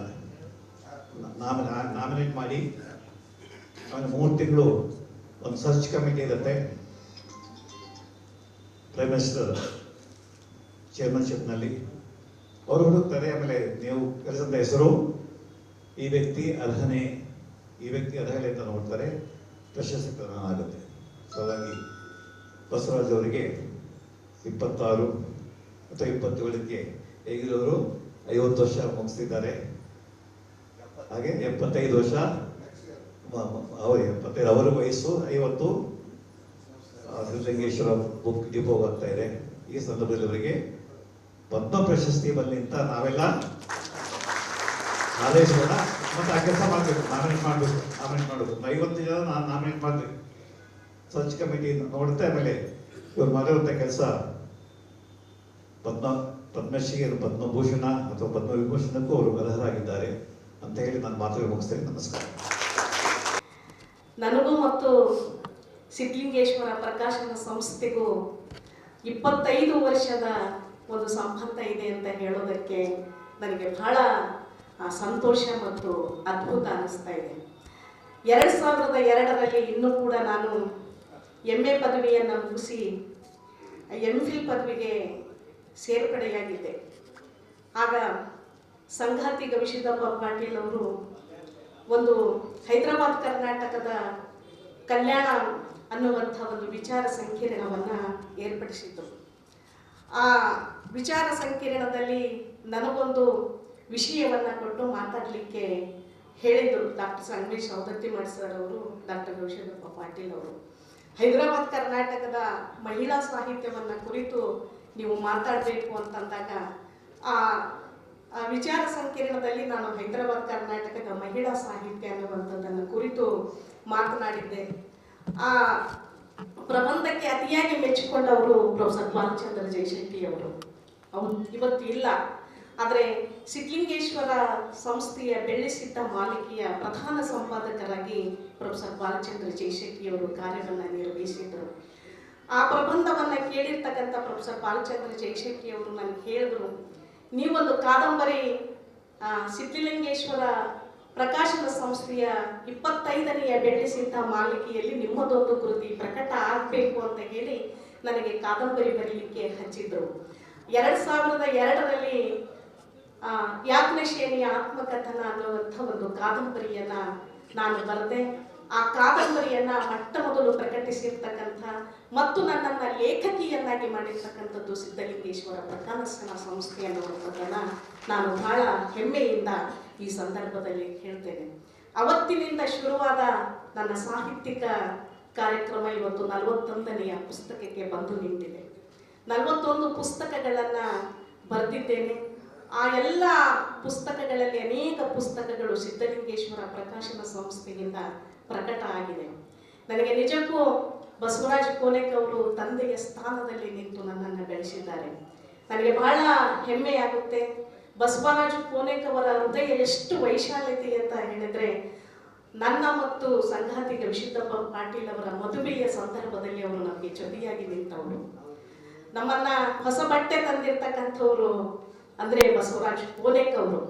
ಮದುವೆಯ ಸಮಾರಂಭದಲ್ಲಿ ನನಗೆ ಸೀರೆ ಮತ್ತು ಗವಿಸಿದ್ದ ಪಾಟೀಲ್ ಅವರಿಗೆ ಕೋಟು ಪ್ಯಾಂಟು ತರುವುದರ ಮೂಲಕ ನಮ್ಮಿಬ್ಬರಿಗೆ ಒಂದು ಜೊತೆಯಾಗಿ ಇವತ್ತಿಗೂ ಕೂಡ ಅವರ ಕುಟುಂಬ ಮತ್ತು ನಮ್ಮ ಕುಟುಂಬ ಅವರು ಯಾವತ್ತೂ ಕೂಡ ನಮ್ಮನ್ನು ಬಿಟ್ಟು ಕೊಟ್ಟವರಲ್ಲ. ನಾನು ಬಸವರಾಜ ಕೋನೆಕ್ ಸರ್ ಅವರಲ್ಲಿ ಕಾಣ್ತಕ್ಕಂಥ ಒಂದು ವಿಷಯ ಅಂತ ಹೇಳಿದ್ರೆ, ಅವರು ಒಂದು ತತ್ವ ಮತ್ತು ಸಿದ್ಧಾಂತಕ್ಕೆ ಬದ್ಧರಾಗಿರ್ತಕ್ಕಂಥ ವ್ಯಕ್ತಿ. ಒಂದು ಕಾಲ ಮುಂದೆ ಇಟ್ಟರೆ ಅದನ್ನು ಹಿಂದೆ ತೆಗೆದುಕೊಳ್ಳುವಂಥ ಜಾಯಮಾನವೇ ಅವರ ಬದುಕಿನಲ್ಲಿ ನಡೆದೇ ಇರ್ತಕ್ಕಂಥ ಒಬ್ಬ ಅಪರೂಪದ ವ್ಯಕ್ತಿ ಅಂತ ನಾನು ಹೇಳೋದಕ್ಕೆ ನನಗೆ ಬಹಳ ಹೆಮ್ಮೆ ಅನಿಸ್ತಾ ಇದೆ. ಬೆಳ್ಳಿಸಿದ್ದ ಮಾಲಿಕೆಯಿಂದ ಆರಂಭವಾಗಿರ್ತಕ್ಕಂಥ 2002ರಲ್ಲಿ ಆರಂಭವಾಗಿರ್ತಕ್ಕಂಥ ಅವರ ಪರಿಚಯ ಇವತ್ತು ಸುವರ್ಣ 50ರ ಸುವರ್ಣ ಮಹೋತ್ಸವವನ್ನು ಅವರು ಆಚರಿಸಿಕೊಳ್ತಾ ಇದ್ದಾರೆ. ಆದ ನಂತರ ನಾನೊಬ್ಬ ಲೇಖಕಿಯಾಗಿ ನಂತರ ನನ್ನನ್ನು ಇದೇ ಪ್ರಕಾಶನ ಸಂಸ್ಥೆಗೆ ಆಯ್ಕೆ ಸಮಿತಿಯ ಸದಸ್ಯೆಯನ್ನಾಗಿ ಕೂಡ ಮಾಡಿಕೊಂಡಿರ್ತಕ್ಕಂಥದ್ದು ನನ್ನ ಬದುಕಿನ ಪುಟದಲ್ಲಿ ಬರೆದಿಡಲೇಬೇಕಾಗಿರ್ತಕ್ಕಂಥ ಸಂಗತಿ ಅಂತ ನಾನು ಭಾವಿಸ್ತೇನೆ. ಅವರು ಎಷ್ಟು ಸಂಭ್ರಮ ಪಟ್ಟಿರು ಅಂತ ಹೇಳಿದ್ರೆ, 11ನೇ ಅಖಿಲ ಭಾರತ ದಲಿತ ಸಾಹಿತ್ಯ ಸಮ್ಮೇಳನ ರಾಯಚೂರಿನಲ್ಲಿ ನಡೀತು. ಆಗ ನನಗೆ ಬಂದಿರ್ತಕ್ಕಂಥ ಮೊದಲನೆಯ ಫೋನೇ ಬಸವರಾಜ ಕೋನೆಕ್ ಸರ್ ಅವರು. ಅಭಿನಂದನೆಗಳು. ಇವತ್ತೆಷ್ಟೋ ಮನಸ್ಸುಗಳಿದಾವೆ, ಒಂದು ಅಭಿನಂದನೆಗಳನ್ನ ಹೇಳಲಾರದಂಥ ಸಂಕುಚಿತ ಮನಸ್ಸುಗಳ ಜೊತೆ ಇವತ್ತು ನಾವಿದ್ದೀವಿ. ಆದರೆ 11ನೇ ಅಖಿಲ ಭಾರತ ದಲಿತ ಸಾಹಿತ್ಯ ಸಮ್ಮೇಳನ ನಡೀತಾ ಇದೆ ಅಂತ ಹೇಳಿ ನಮ್ಮ ಮನೆಗೆ ಬಂದು ನಮ್ಮಿಬ್ಬರು ಗಂಡ ಹೆಂಡತಿಯರನ್ನು ಕೂಡಿಸಿ ಸನ್ಮಾನ ಮಾಡಿ, ನಿಮ್ಮ ಸಂತೋಷದಲ್ಲಿ ನನ್ನ ಸಂತೋಷ ಇದೆ ಅಂತ ಹೇಳ್ಬೋದಲ್ಲ, ಅದು ಬಹಳ ಹೃದಯವಂತಿಕೆಯ ಬೇಕಾಗ್ತದೆ. ಅಂಥ ಒಂದು ಹೃದಯವಂತಿಕೆ ಖಂಡಿತ ನಾನು ಬಸವರಾಜ ಕೋನೆಕ್ ಅವರಲ್ಲಿ, ಆನಂತರ ನಮ್ಮ ಸಲಹಾ ಸಮಿತಿಯ ಎಲ್ಲ ಸದಸ್ಯರಲ್ಲಿ ಶಿವರಾಜ್ ಪಾಟೀಲ್ ಸರ್ ಅವರು ನನ್ನನ್ನು ಮಗಳಂತೆ ಅವರು ಭಾವಿಸ್ತಾರೆ. ಅವರನ್ನು ಸದಾ ನಾನು ಮಾರ್ಗದರ್ಶಕರ ಸ್ಥಾನದಲ್ಲಿ ಇದ್ದಿದ್ದೀನಿ. ಕಾವ್ಯಶ್ರೀ ಮಾಗಾಂಕರ್ ಆಗಿರ್ಬೋದು, ವಡ್ಡಂಗೇರಿ ಸರ್ ಆಗಿರ್ಬೋದು, ಜಿಶಿ ನಿಂಗಣ್ಣ ಅವರೇ ಆಗಿರ್ಬೋದು, ನಮ್ಮೆಲ್ಲ ಸಲಹಾ ಮೀನಾಕ್ಷಿ ಬಾಳಿ ಮೇಡಮ್ ಅವರು ಆಗಿರ್ಬೋದು, ಎಲ್ಲ ಸಲಹಾ ಸಮಿತಿಯವರು ನಾವೆಲ್ಲ ಸಲಹಾ ಸಮಿತಿಯವರು ಬಹಳ ಸಂಭ್ರಮ ಮಾಡಬೇಕು ಅನ್ನುವಂಥ ರೀತಿಯಲ್ಲಿ ಮಾತುಗಳನ್ನು ಹೇಳಿದ್ದಾರೆ. ಇನ್ನೊಂದು ವಿಷಯ ನಾನು ಈ ಸಂದರ್ಭದಲ್ಲಿ ಹೇಳಲೇಬೇಕು. ಸಿದ್ಧಲಿಂಗೇಶ್ವರ ಪ್ರಕಾಶನ ಸಂಸ್ಥೆ ಇವತ್ತು ಕರ್ನಾಟಕದಲ್ಲಿ ಅತ್ಯಂತ ಒಂದು ಪ್ರಕಾಶನ ಸಂಸ್ಥೆ ಅಂತ ಗುರುತಿಸ್ತಾ ಇದೆ ಅಂತ ಹೇಳಿದ್ರೆ, ಅದರ ಹಿಂದೆ ನಾವು ಕಂಡುಕೊಂಡಿರ್ತಕ್ಕಂಥ ಒಂದು ಸತ್ಯ ಏನು ಅಂತ ಹೇಳಿದ್ರೆ, ಇವತ್ತು ಬಸವರಾಜ ಕೋನೆಕ್ ಸರ್ ಅವರು ಬಹಳ ಪರಿಶ್ರಮ ಪಟ್ಟು ಈ ಸಂಸ್ಥೆಯನ್ನ ಕಟ್ಟಿದ್ದಾರೆ.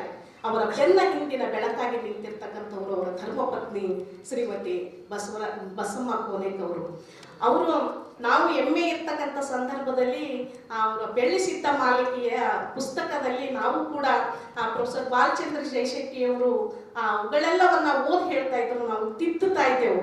ಅಂತಹ ತಿದ್ದುವಂಥ ಕೆಲಸಕ್ಕೆ ನಾವು ಈ ಪ್ರಕಾಶನ ಸಂಸ್ಥೆಗೆ ಬಂದಾಗ ಅವರ ಶ್ರೀಮತಿಯವರು ಆ ಜಗತ್ ಸರ್ಕಲ್ನ ಒಂದು ಅಂಗಡಿಯಲ್ಲಿ ಕೂತ್ಕೋತಾ ಇದ್ರು. ನಮ್ಮನ್ನು ಎಷ್ಟು ಪ್ರೀತಿಯಿಂದ ಅವರು ತಿದ್ದುತ್ತಾ ಇದ್ರು. ಅನೇಕ ಶರಣರ ಚರಿತ್ರೆಗಳನ್ನ ನಮಗೆ ಹೇಳ್ತಾ ಇದ್ರು. ಅಂಥದ್ದೊಂದು ಸಂಸ್ಕಾರ. ಕೋನೇಕವರ ಮನಿತನದಲ್ಲಿ ನಾನು ಕಂಡುಕೊಂಡಿರ್ತಕ್ಕಂಥ ಒಂದು ಬಹಳ ದೊಡ್ಡ ಸತ್ಯ ಅಂತ ಹೇಳಿದ್ರೆ, ಬಸಮ್ಮ ಕೋನೇಕವರು ಹಾಕಿಕೊಟ್ಟಿರ್ತಕ್ಕಂಥ ಸಂಸ್ಕಾರದಿಂದ ಇವತ್ತು ಕರ್ನಾಟಕದಲ್ಲಿ ಈ ಸಂಸ್ಥೆ ಒಂದು ಅತ್ಯುತ್ತಮವಾಗಿರ್ತಕ್ಕಂಥ ಸಂಸ್ಥೆ ಅಂತ ಗುರುತಿಸ್ಕೊಂಡಿದೆ ಅನ್ನುವಂಥದ್ದನ್ನ ನಾನು ಹೇಳೋದಕ್ಕೆ ಇಚ್ಛೆ ಪಡ್ತೇನೆ. ಆನಂತರ ಅವ್ರು ನಮ್ಮನ್ನು ತಿದ್ದುತ್ತಾ ಇದ್ರು. ಮಾತೆ ಮಹಾದೇವಿಯವರ ಕೆಲಸಗಳನ್ನ, ಅನೇಕ ಶರಣರ ವಿಚಾರಗಳನ್ನ, ಮೌಲ್ಯಗಳನ್ನ ಹೇಳ್ತಾ ಇದ್ರು. ಇವತ್ತು ಬಸವರಾಜ ಕೋನೆಕ್ ಸರ್ ಅವರು ಯಡಿಯೂರು ಸಿದ್ಧಲಿಂಗೇಶ್ವರ ಅವರ ಆರಾಧ್ಯ ದೈವವನ್ನಾಗಿ ಮಾಡಿಕೊಂಡು, ಶರಣ ಬಸವರನ್ನ ತಮ್ಮ ದೈವವನ್ನಾಗಿ ಮಾಡಿಕೊಂಡು ಅವರು ಮಕ್ಕಳಿಗೆ ಎಂತಹ ಸಂಸ್ಕಾರ ಕೊಟ್ಟಿದ್ದಾರೆ ಅಂತ ಹೇಳಿದ್ರೆ, ಆ ಸಿದ್ಧಲಿಂಗ ಕೋನೆಕ್ ಅವರು ಮತ್ತು ನಮ್ಮ ಶರಣ ಕೋನೆಕ್ ಅವರು ನನಗೆ 2002ರಿಂದ ಪರಿಚಯ. ಅವರು ಎಂತಹ ಸಂಸ್ಕಾರ ಕೊಟ್ಟಿದ್ದಾರೆ ಅಂತ ಹೇಳಿದ್ರೆ, ಅವ್ರು ಇವತ್ತು ಎಂಥದ್ದೋ ಒಂದು ಉದ್ಯೋಗ ಮಾಡಿ ದುಡ್ಡುಗಳನ್ನ ಗಳಿಸಿಕೊಳ್ಬಹುದಾಗಿತ್ತು. ಆದರೆ ಈ ಪುಸ್ತಕ ಸಂಸ್ಕೃತಿ ಏನಿದೆಯಲ್ಲ, ತಮ್ಮ ತಂದೆ ಹಾಕಿಕೊಟ್ಟಿರ್ತಕ್ಕಂಥ ಈ ಸಂಸ್ಕೃತಿಯನ್ನ ನಾವು ಮುನ್ನಡೆಸಿಕೊಳ್ಬೇಕು ಅಂತ ಹೇಳಿ ಅವರು ಹಾಕಿಕೊಟ್ಟಿರ್ತಕ್ಕಂಥ ಮಾರ್ಗದಲ್ಲಿ ಇವತ್ತು ಆ ಇಬ್ಬರು ಗಂಡು ಮಕ್ಕಳು ನಡೀತಾ ಇದ್ದಾರೆ. ಅವರ ಸಸುವಿಂದೇವು ಕೂಡ ಅವರಿಗೆ ಬೆನ್ನೆಲುಬಾಗಿ ನಿಂತಿದ್ದಾರೆ. ಮಕ್ಕಳು, ಅಳಿಯಂದರು, ಇಂಥ ಒಂದು ಪರಿಪೂರ್ಣವಾಗಿರ್ತಕ್ಕಂಥ ಕುಟುಂಬ ಅವರ ಹಿಂದೆ ಇದೆ ಅನ್ನುವಂಥದ್ದನ್ನ ನಾನು ಬಹಳ ಹೆಮ್ಮೆಯಿಂದ ಹೇಳೋದಕ್ಕೆ ಇಚ್ಛೆ ಪಡ್ತೇನೆ. ಹೀಗಾಗಿ ಇನ್ನೂ ಕೂಡ 50 ವರ್ಷದ ಸಂಭ್ರಮದ ಅನೇಕ ಕಾರ್ಯಕ್ರಮಗಳ ಬಗ್ಗೆ ಶಿವರಾಜ್ ಪಾಟೀಲ್ ಸರ್ ಅವರು ಇದ್ರ ಬಗ್ಗೆ ಹೇಳಿದ್ದಾರೆ. ನಮ್ಮ ಈ ಸಿದ್ಧಲಿಂಗೇಶ್ವರ ಪ್ರಕಾಶನ ಸಂಸ್ಥೆ ಅಂತ ಹೇಳಿದ್ರೆ ಅದು ನಮ್ಮ ಪ್ರಕಾಶನ ಸಂಸ್ಥೆ. ಹೀಗಾಗಿ ನಮ್ಮ ಪ್ರಕಾಶನ ಸಂಸ್ಥೆ ಉತ್ತರೋತ್ತರವಾಗಿ ಬೆಳೆಯಲಿ. ಅದೇ ರೀತಿ ನಮ್ಮ ಟಿ ಚಂದ್ರಶೇಖರ್ ಅವರು ಈಗ ತಾನೇ ಹೇಳಿದರು, ಬಸವರಾಜ್ ಕೋನೆಕ್ ಸರ್ ಅವರಿಗೆ ಪದ್ಮಶ್ರೀ ಪ್ರಶಸ್ತಿ ಸಿಗಬೇಕು ಅಂತ. ಅದನ್ನು ನಾಮಿನೇಟ್ ಮಾಡುವಲ್ಲಿ ನಾನು ಮೊದಲಿಗಳಾಗ್ತೇನೆ ಅನ್ನುವಂಥ ಮಾತನ್ನ ಈ ಸಂದರ್ಭದಲ್ಲಿ ಹೇಳಿ ನನ್ನನ್ನು ಕರೆಸಿ 11ನೇ ಅಖಿಲ ಭಾರತ ದಲಿತ ಸಾಹಿತ್ಯ ಸಮ್ಮೇಳನದ ಅಧ್ಯಕ್ಷ ಆಗಿದ್ದೀನಿ ಅಂತ ಕರೆಸಿ ಇವತ್ತು ಮತ್ತೆ ನನ್ನದೊಂದು ದೊಡ್ಡ ಸನ್ಮಾನವನ್ನ ಮಾಡೋದ್ರ ಮೂಲಕ ತಮ್ಮ ಹೃದಯ ಶ್ರೀಮಂತಿಕೆಯನ್ನ ತೋರಿಸಿರ್ತಕ್ಕಂಥ ಈ ಸಂಸ್ಥೆಯ ಮಾಲೀಕರಾದಂಥ ಬಸವರಾಜ್ ಕೋನೆಕ್ ಅವರಿಗೂ ಮತ್ತು ಅವರ ಎಲ್ಲ ಕುಟುಂಬದ ಸದಸ್ಯರಿಗೂ ತಮ್ಮೆಲ್ಲರಿಗೂ ಕೂಡ ಅಭಿನಂದನೆಗಳನ್ನು ಹೇಳಿ ನನ್ನ ಮಾತನ್ನು ಮುಗಿಸ್ತೀನಿ. ನಮಸ್ಕಾರ. ಪ್ರಕಾಶಕರಾಗಿರುವಂಥ ಬಸವರಾಜ್ ಕೋನೆಕ್ ಅವರು ಅಧ್ಯಕ್ಷೀಯ ಮಾತುಗಳನ್ನು ಆಡಬೇಕು ಅಂತ ಹೇಳಿ ವಿನಂತಿಸ್ತೇನೆ. ನಂತರದಲ್ಲಿ ಲೇಖಕರಿಗೆ ಗೌರವ ಸನ್ಮಾನ ಇರ್ತದೆ. ಅಧ್ಯಕ್ಷೀಯ ನುಡಿಗಳ ಬದಲಾಗಿ ಲೇಖಕರಿಗೆ ಗೌರವ ಸನ್ಮಾನ. ದಯವಿಟ್ಟು ವೇದಿಕೆಯ ಮುಂಭಾಗದಲ್ಲಿ ಚೇರ್ಗಳನ್ನು ತಂದು ಹಾಕಬೇಕು. ವೇದಿಕೆ ಮುಂಭಾಗದಲ್ಲಿ ಒಂದಿಷ್ಟು ಚೇರ್ಗಳನ್ನು ಹಾಕಬೇಕು ಅಂತ ಹೇಳಿ ವಿನಂತಿ. ಆತ್ಮೀಯರೇ, ಸಿದ್ಧಲಿಂಗೇಶ್ವರ ಬುಕ್ ಡಿಪೋ ಮತ್ತು ಪ್ರಕಾಶನ, ಬಸವ ಪ್ರಕಾಶನ ಸಂಯುಕ್ತಾಶ್ರಯದಲ್ಲಿ ಹೊರತಂದಿರುವಂತಹ 105 ಕೃತಿಗಳ ಲೇಖಕರಿಗೆ ಈಗ ಗೌರವ ಸನ್ಮಾನ ನಡೀತಾ ಇದೆ. ಅದರ ಜೊತೆಗೆ ಈ ಸನ್ಮಾನ ಆದ ನಂತರ ಲೇಖಕರು ಪ್ರಸಾದವನ್ನು ತೆಗೆದುಕೊಂಡು ಪಕ್ಕದಲ್ಲಿ ತಮ್ಮ ಗೌರವ ಪ್ರತಿ ಮತ್ತು ಗೌರವ ಧನವನ್ನು ಸ್ವೀಕರಿಸಿಕೊಂಡು ಹೋಗಬೇಕು ಅಂತ ಹೇಳಿ ವಿನಂತಿಸ್ಕೊಳ್ತೇನೆ. ಸನ್ಮಾನ ಆದಮೇಲೆ ಊಟದ ವ್ಯವಸ್ಥೆ ಇರ್ತದೆ. ವಂದನಾರ್ಪಣೆ ಆದಮೇಲೆ ಊಟ ಮುಗಿಸ್ಕೊಂಡು ತಮ್ಮ ಗೌರವ ಪ್ರತಿ ಮತ್ತು ಗೌರವ ಧನವನ್ನು ತೆಗೆದುಕೊಂಡು ಹೋಗಬೇಕು ಅಂತ ಹೇಳಿ ವಿನಂತಿಸ್ತೇನೆ. ಅಂಬಾರಾಯ್ ಮಡ್ಡೆ, ಕರುಣಾ ಜಮದರ್ಖಾನಿ, ಮಲ್ಲಮ್ಮ ಎಸ್ ಕಾಳ್ಗಿ, ಶೂಲಾಬಾಯಿ ಕಾಳಮಂದರ್ಗಿ, ಇಷ್ಟು ಜನ ಲೇಖಕರು ಈಗ ಸನ್ಮಾನಗೊಳ್ತಾ ಇದ್ದಾರೆ. ನಂತರದಲ್ಲಿ ತಯಾರಿಯಲ್ಲಿರಬೇಕಾದಂಥವರು doctor Deepti Kulkarni, doctor Neelamma Patil, doctor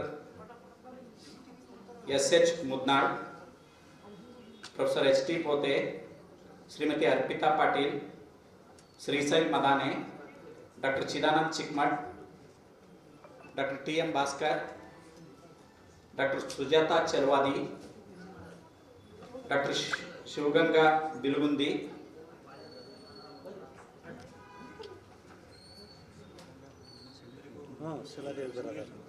doctor Sheeladevi Biradar. ಮುಂದಿನ ತಯಾರಿಯಲ್ಲಿರುವಂಥವ್ರು ಲೇಖಕರು ಊಟ ಮಾಡಿಕೊಂಡು ಗೌರವ ಪ್ರತಿ ಗೌರವ ಧನ ತೆಗೆದುಕೊಂಡು ಹೋಗಬೇಕು. ದಯವಿಟ್ಟು ಇತರರ ಸನ್ಮಾನವನ್ನು ಕೂಡ ವೀಕ್ಷಿಸಬೇಕು. ಡಾಕ್ಟರ್ ದೀಪ್ತಿ ಕುಲಕರ್ಣಿ ಮುಂದಿನ ಸನ್ಮಾನಿತರು.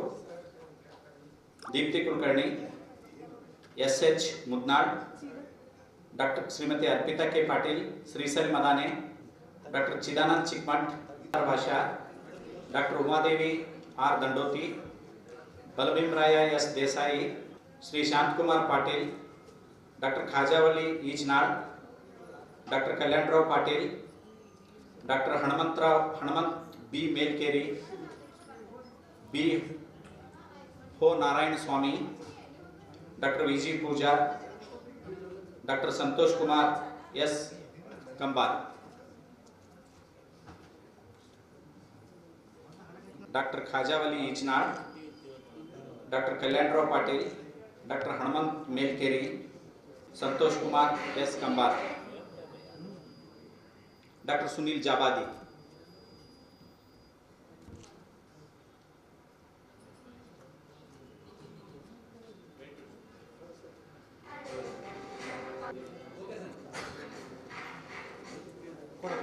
Doctor Sunil Jabadi, Mallayya,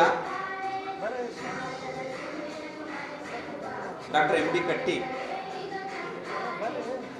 doctor M D Katti, doctor Prakash Sangam,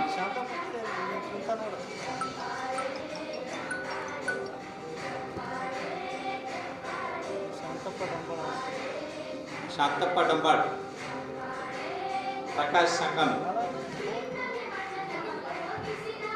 doctor N S Patil.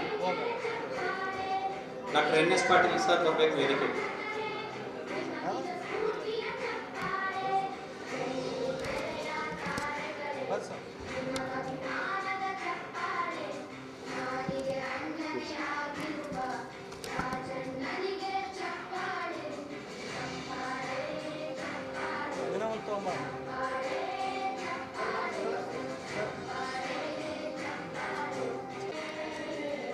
Doctor Veer Shetty Mailurkar, doctor Basavaraj, doctor Vijay Kumar D, doctor Jyoti Kirangi, doctor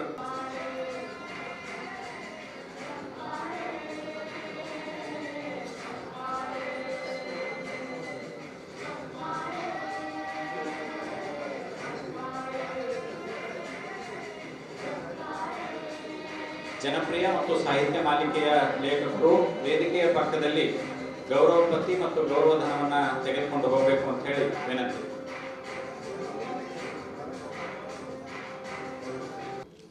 professor Nirmala Nagesh, doctor J S Patil, doctor S O Halsgi, doctor Pandit.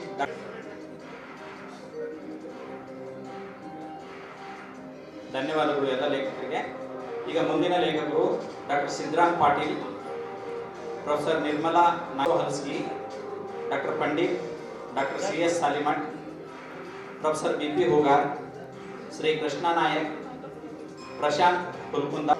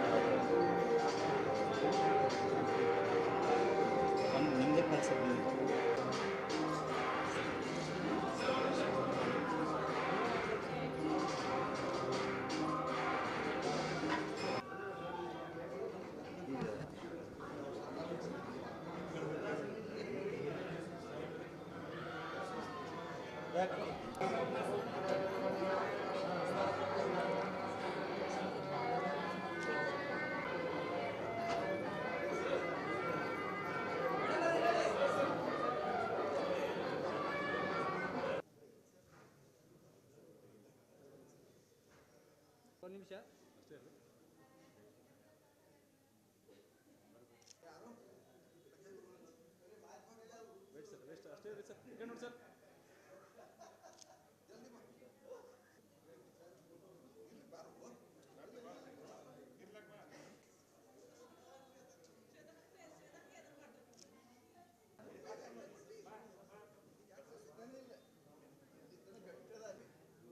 1 second, sir. 1 second, load.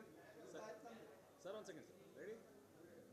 Siddhalingeshwara ಬುಗ್ಡಿಪ್ಪು ಮತ್ತು ಪ್ರಕಾಶನ, ಬಸವ ಪ್ರಕಾಶನ, ಆಮೇಲೆ ಸಿದ್ಧಲಿಂಗೇಶ್ವರ ಪ್ರಕಾಶನ 3 ಸಂಸ್ಥೆಗಳ ವಾರ್ಷಿಕೋತ್ಸವ. ನಮ್ಮ ಸಂಸ್ಥೆ ಸಿದ್ಧಲಿಂಗೇಶ್ವರ ಬುಗ್ಡಿಪ್ಪುದು 49ನೇ ವಾರ್ಷಿಕೋತ್ಸವ ಸಮಾರಂಭಕ್ಕೆ 105 ಕೃತಿಗಳು ಏಕಕಾಲಕ್ಕೆ ಬಿಡುಗಡೆ ಮಾಡ್ತಾಯಿದ್ದೀವಿ. ಅದರಲ್ಲಿ ಜನಪ್ರಿಯ ಮಾಲಿಕೆ, ಸಾಹಿತ್ಯ ಮಾಲಿಕೆ, ಪಠ್ಯಪುಸ್ತಕಗಳು, ಸಮಾಜ ವಿಜ್ಞಾನ, ವಿಜ್ಞಾನ, ವಾಣಿಜ್ಯ ವಿಜ್ಞಾನ, ಈ ಥರ ನಾನಾ ಥರದ ಪುಸ್ತಕಗಳು 105 ಪುಸ್ತಕಗಳನ್ನು ಇವತ್ತು ನಾವು ಚೇಂಬರ್ ಆಫ್ ಕಾಮರ್ಸ್ನಲ್ಲಿ ಬಿಡುಗಡೆ ಮಾಡ್ತಾಯಿದ್ದೀವಿ. ಮತ್ತು ಎಲ್ಲ ಲೇಖಕರಿಗೆ ಗೌರವ ಸಂಭಾವನೆ, ಗೌರವ ಪ್ರತಿ ಕೊಡ್ತಾಯಿದ್ದೀವಿ. ಆಮೇಲೆ ಮುಂದಿನ ವರ್ಷ ನಮ್ಮದು 50ನೇ ವಾರ್ಷಿಕೋತ್ಸವ ಶುರು ಆಗುತ್ತೆ.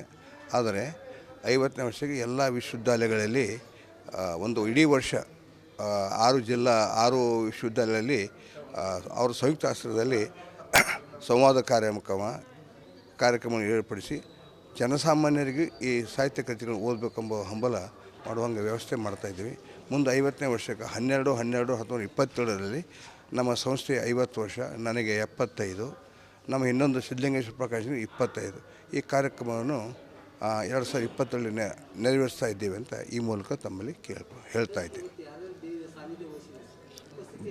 ಬಬಲಾದ ಮೂರ್ತಿಯವರು ಬಬಲಾದ ಮೂರ್ತಿಯವರು, ಆಮೇಲೆ ರಾಯಚೂರು ವಿಶ್ವವಿದ್ಯಾಲಯದ ಕುಲಪತಿಗಳು ಮೇಲಿನಕೆರೆಯವರು, ಆಮೇಲೆ ನಿಮಾನ್ಸಿನ ವೈದ್ಯ ಆದಂಥ CR ಚಂದ್ರಶೇಖರ್ ಅವರು, ಪದ್ಮಶ್ರೀ ಪ್ರಶಸ್ತಿ ಪಡೆದ CR ಚಂದ್ರಶೇಖರ್ ಅವರು, ಆಮೇಲೆ ಜಯದೇವಿ ಗಾಯಕ್ವಾಡ್ ಅವರು, ಆಮೇಲೆ ಉಸ್ಮಾನ್ ಯೂನಿವರ್ಸಿಟಿದ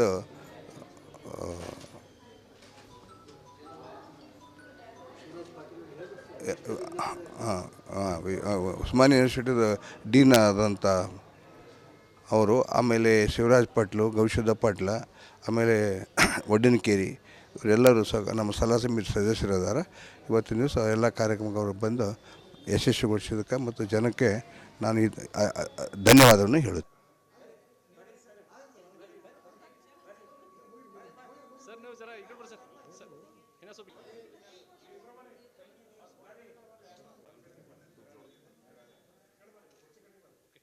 Sir. Sab closer.